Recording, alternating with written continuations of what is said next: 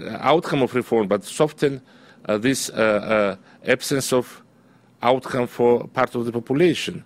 And that's why, for example, we have quite big portfolio of social programs, and I think that the efficiency of those programs should be increased.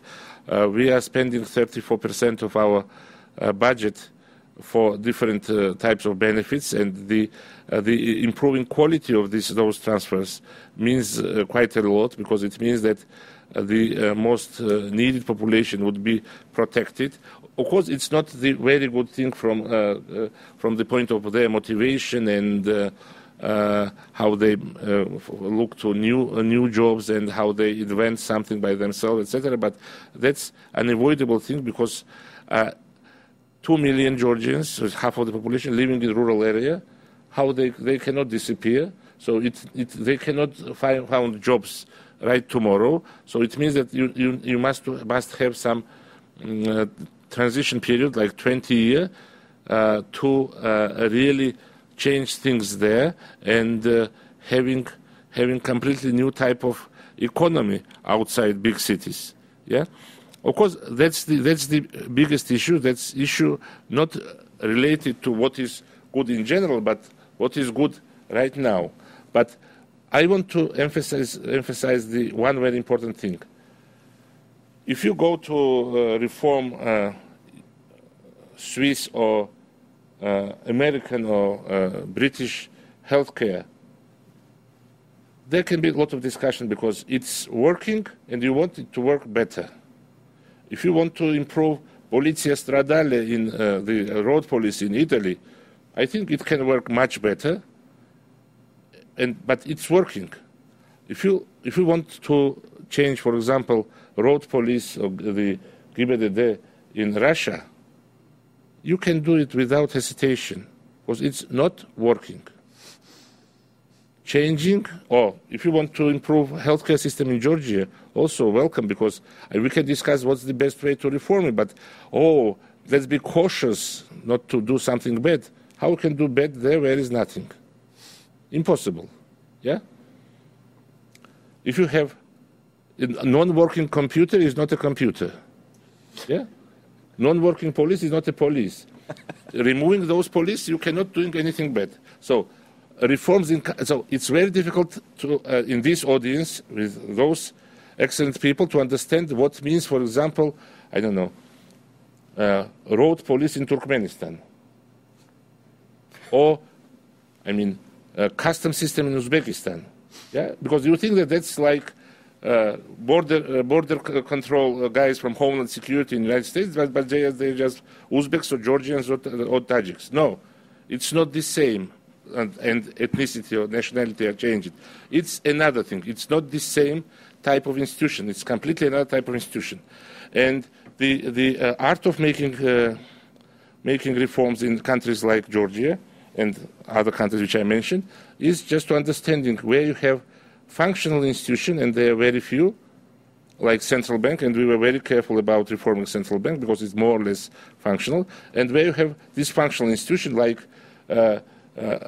admittance system to universities, which was completely dysfunctional. Yeah, so that's the answer for any types of reform on that type of countries.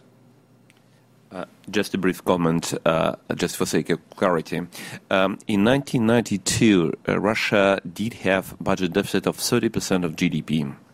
One of probably largest in the peaceful time of any country after the Second World War. Out of the 30% of GDP, only 8% of GDP were the so-called technical credits to the countries of CIS.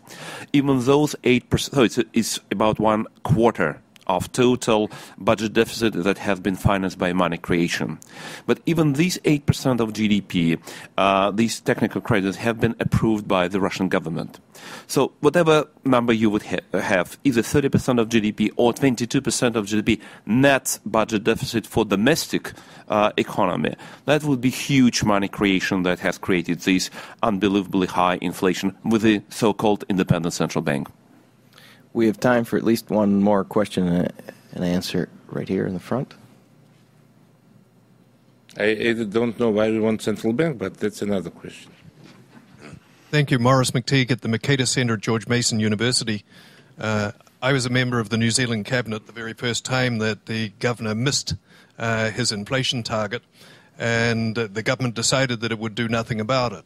And I think the debate that we're having here is that the results, the achievement of the central bank are the critical factor. That's the most important measure.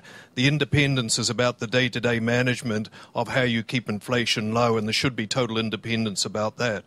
But what I really wanted to ask you about was something that you briefly referred to, and I applaud all of what you're doing. You did in 4 years, which took us more than 10 years, and I think you've done it better.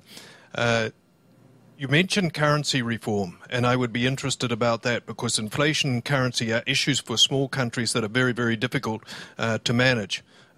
New Zealand tried many mechanisms for managing the currency until 1985. In 1985, we freely floated the currency, and the government has never ever spent a dollar on it since, and it's been the most effective mechanism for managing the currency. But I'm interested in how you see Georgia going forward on that issue.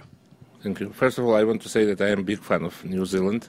I've never been there, but I have chance to meet Sir Roger Douglas, Graham Scott, and Ruth Richardson. And Ruth Richardson was in Georgia, and she was. It was in 2005, but this central bank reform is partially inspired by her. Let's say. Associate Minister of Finance for Ruth Richardson. Good. So she's a great lady. I want to say guy, but but she's a great guy also.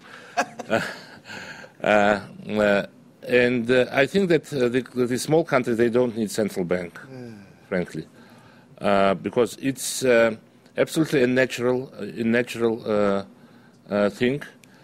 You are spending huge amount of political will, a huge amount of efforts, big part of GDP to maintain something like central bank. And the mistakes of central bank costs terrible amount of money for a terrible amount of growth for any country. What's the way to avoid having central bank?